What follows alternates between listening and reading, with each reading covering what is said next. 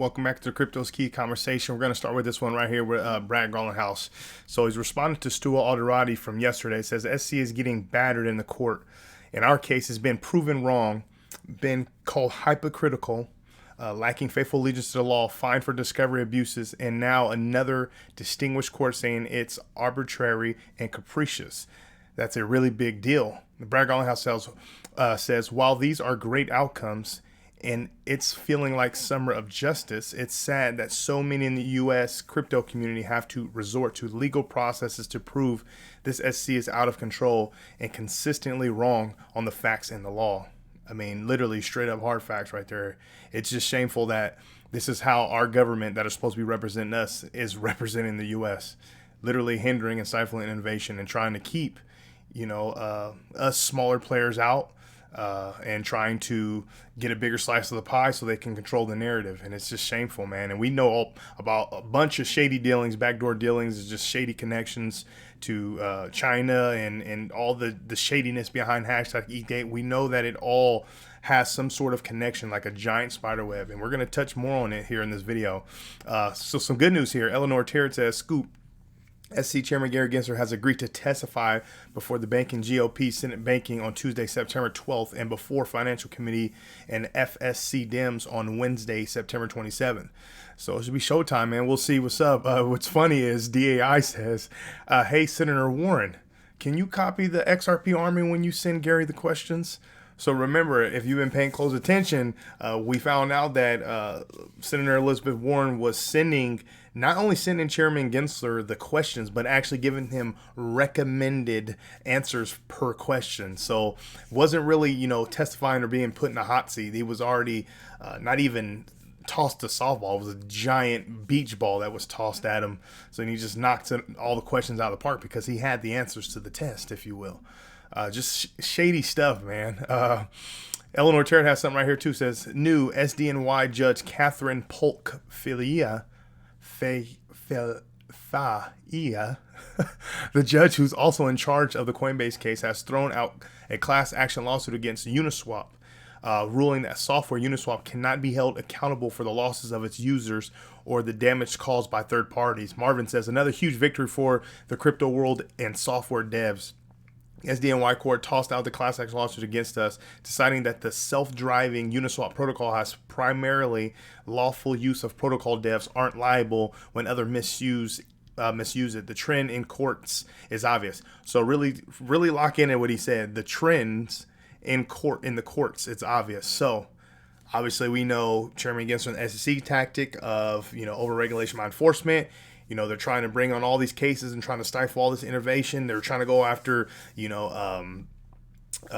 decentralized platforms. They're trying to go after exchanges, trying to go after all these projects, right? They're trying to take away all these sectors and that we can utilize within our industry because they're trying to control it, right?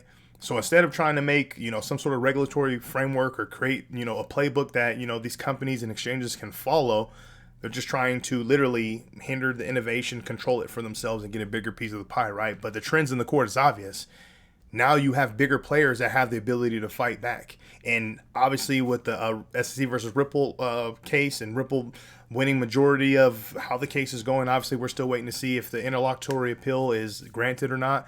But that victory in itself has really started, no pun intended, but a ripple effect throughout the entire industry. Now you have all these other, you have the likes of Coinbase, you have Binance, now you have Uniswap, and I forgot what the other one was. Caitlin Long's, forgot what it's called, Custodia Bank or whatever. Like there's a lot more strength and power that can be utilized against the SEC, which now you have players that have facts, that have judgments that they can utilize, that have verbiage in documentations from, court proceedings that they can use, and they have the revenue and capital and the resources to fight back. So unlike Chairman Gensler and the SEC going after, the smaller players, if you will, trying to bankrupt these companies and literally bully them, you have people that can fight back now. And that's the trend that's obvious in courts right now. And we're going to talk more about it right now. Bill Morgan hits on the head right here with the trifecta. He says, the crypto industry will ultimately win the three big cases that count. It is now up to two. It says 1, Ripple largely. 2, Grayscale 3-0. Coinbase coming. Here's the crazy thing. Ripple and the XRP community is still going through, in a sense, litigation right now, right? Obviously, we're talking about the interlocutory appeal and stuff. It's almost been 3 years that's been going on. Now you have Grayscale. What has it been? Months? I don't know how many months, but months. And now you got this Coinbase thing. So it's like these cases in court, especially against the SEC, seem like to be going a lot faster, which is a good thing. But it's like, dang, man, like we had to go through the fire for that long, right? For the rest of the industry to eat. For us, it's like, okay, yeah, we're good with that, right? We're fine for the entire industry, but it's still kind of like, dang, man. What was all that, what was all that hate and that shade that we were getting from, the broader community when it came to when we got put under the microscope in December 2020, days before Christmas, right? When we were reaching out for help, shouting from the rooftops like, hey, join the fight, man. They're coming after everybody, right? Now you have all these other, platforms and companies and crypto players in our industry that are benefiting from it. But hey, at the end of the day, we're all on the same team. We've got to fight the good fight, and this trifecta is massive. This Coinbase stuff, I definitely see it wrapping up soon. Obviously, we have the spot Bitcoin ETF applications coming. There's some deadlines coming, I think, in a week or so. We have some in November.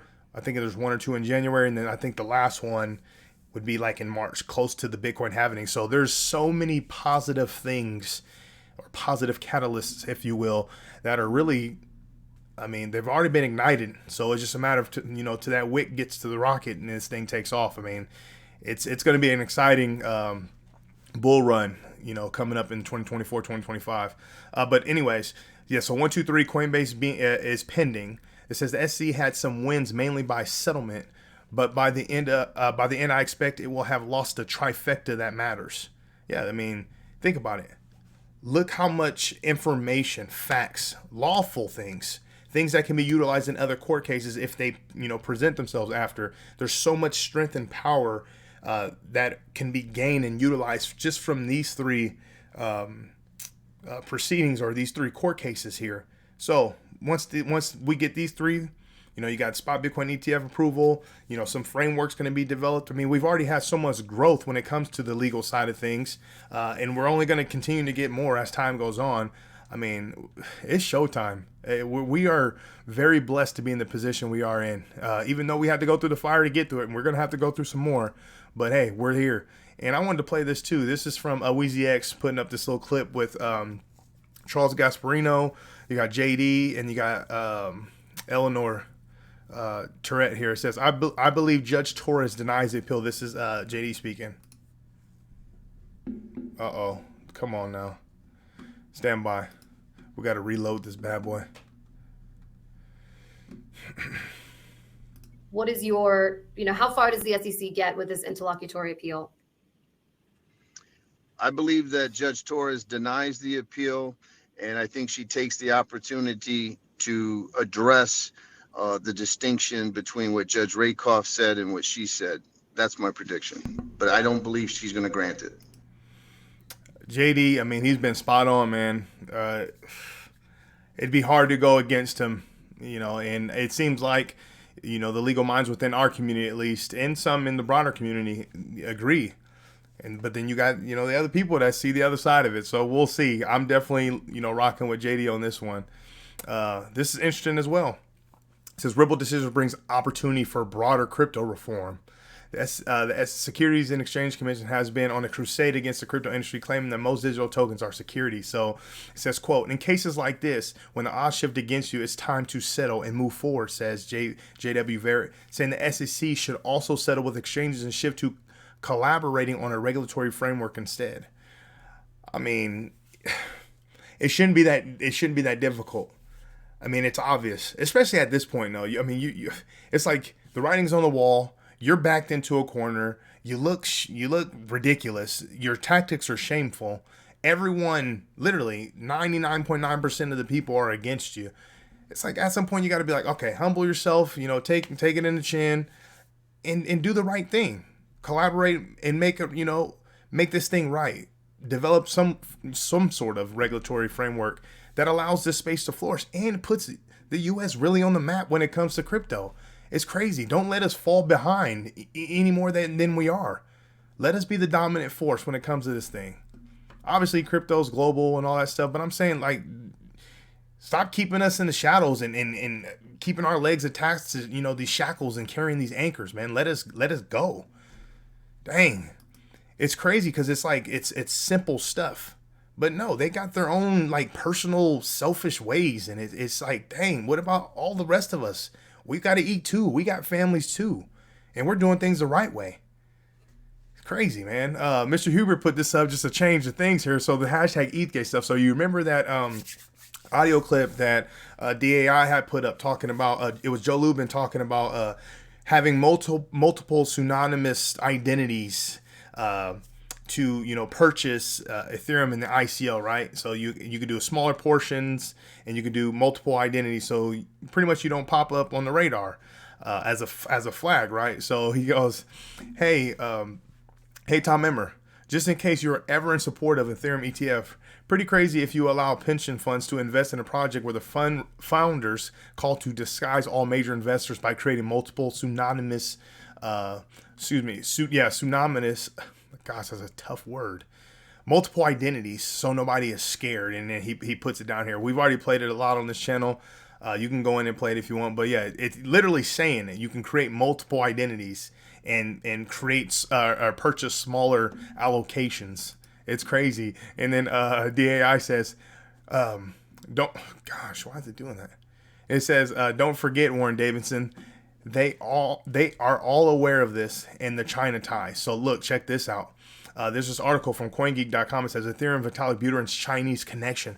How deep does it go? It says blockchain detectives are claiming that Ethereum and Vitalik Buterin are allegedly financially beholden to Chinese conglomerate Wang Chang Group. So we covered a lot of the connections between Wang Chang Group and Prometheum and Aaron Kaplan and Vitalik Buterin, Joe Lubin.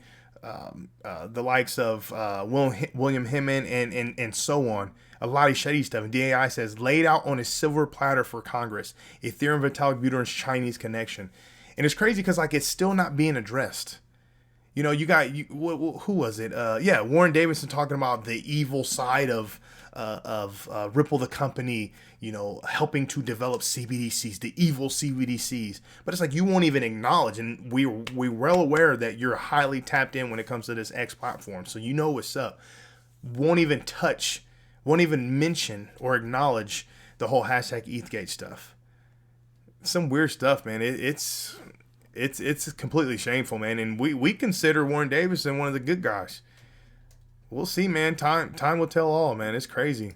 JD and DAI have something right here. So DAI says, laid out on silver platter for Congress, right? That article we just showed, and it says, quote, this metronomic pattern led, Byron to conclude that the bulk of the tokens were likely sold to one person or more likely a handful of close associates working in concert. Says Hinman testified he had learned how much ETH and Vitalik Buterin, the ETH Foundation, Joe Lubin, and Consensus owned. When asked how much by the Ripple lawyers, Hinman claimed he had forgotten the amounts or percentages. Seems credible, right? I'm telling you right now, if any of us were to even remotely act 1% of the way that these gentlemen and these shady people have acted, we would have been locked up in a heartbeat. I mean, we would have been locked up years ago. But it's like, these people that are in these positions, whether they had their buddies helping them, powerful people putting them there, or, their mom and daddy people that they're just plugged in, or they're just loaded. It's like they have this free pass, and it's like, what kind of country are we operating here? This is crazy. You got a small sheep, as they view us, does something like that, locked up. I mean, look what we're locking people up. I mean, I'm not even going to get into it because we can go in. It's just crazy. We'd be locked up. I'm not even going to go deep into that. But coming over here, quickly looking at CoinGecko, we're currently sitting at a $1.1 trillion market cap, currently down 0.8%. Bitcoin sitting at 27,213. Ethereum sitting at 16.99. XRP sitting at 52 cents. Let me see. Is anything? Let's see what. Who's our biggest gainer? Don't know. Yeah. All right, we're gonna skip that. Bitcoin Fair Green Index sitting at a 52. I believe it's showtime. We could see, hey, we could see a little bit more bleeding, some negative narratives, some negative news coming out. It is what it is, part of crypto. But I think it's really showtime, man. We're getting closer to, the Bitcoin halving. We know what that does in regards of our cycles here in this community, in this industry, plus all of this massive stuff. I heard a clip, and I forgot who was speaking on it, but they were talking about how a lot of this movement and purchasing, and we can just consider it as energy in pushing the crypto market up, right? They're saying that it's building from institutional interests. Really put that in perspective. It's been typically speculative, retail, really, building that energy. But now you got with these spot Bitcoin ETF applications popping. Obviously, we have the halving coming and all these other, adoptions. I mean, I would be highly surprised if we didn't have just a massive bull run. Hey, and I'm here to reap my reward. Man, just like you.